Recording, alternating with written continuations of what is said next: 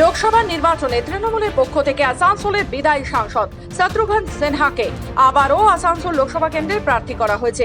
অপরদিকে বিজেপির পক্ষ থেকে প্রথমে ভোজপুরি গায়ক পাবন সিংকে প্রার্থী হিসেবে তার নাম ঘোষণা করা হয়েছিল, কিন্তু ঘোষণার কয়েক ঘন্টার মধ্যে তিনি নিজের নাম প্রত্যাহার করে নেন।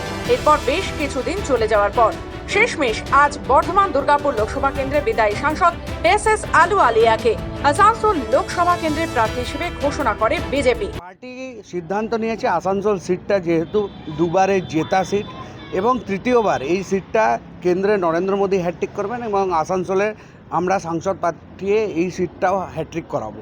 সুতরাং এটা একটু ভেবে চিন্তে দেওয়ার বিষয় ছিল, সেই জন্যে একটু সময় নেওয়া হচ্ছিল।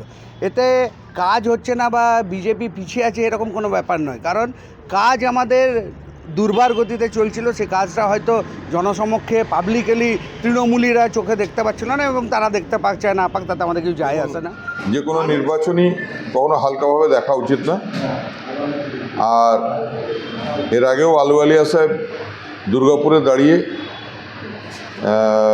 খুব দেরিতে এসেও তিনি কিন্তু খুব অল্প ভোটে হলেও জিতে গিয়েছিলেন। তাই আসানসোলে আমরা মোটেই হালকাভাবে দেখব না। তবে ব্যাপার হলো যে ওনার দুর্গাপুরে যে রিপোর্ট কার্ড, সেই রিপোর্ট কার্ড আসানসোলে মানুষকে দেখালেই আমার মনে হয় মানুষ শত্রুঘ্ন সিনহাজির ভোটটা বাড়িয়ে দেবেন।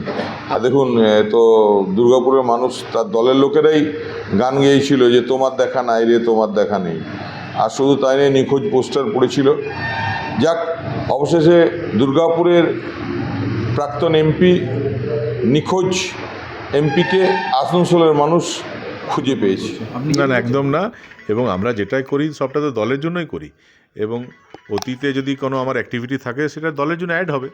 এবং দলের বিভিন্ন যারা কার্যকর্তা আছে, নেতৃবৃন্দ আছেন, কার কী ভূমিকা হবে সেটা দল ঠিক করে দেয়। আমার জন্য নিশ্চয়ই দল কিছু ভেবে রেখেছে।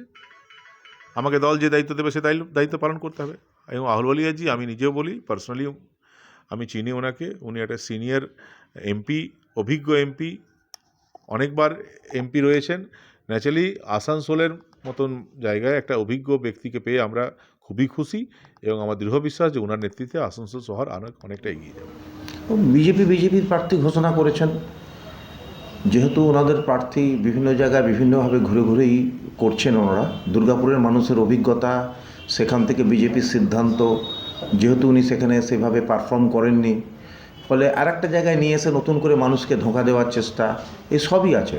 তবে এটা ওদের নিজস্ব সিদ্ধান্ত, ওরা পার্টি থেকে সিদ্ধান্ত করেছে, কিন্তু উপলব্ধি করতে পেরেছে যে উনি ওখানে কাজ করতে পারেননি।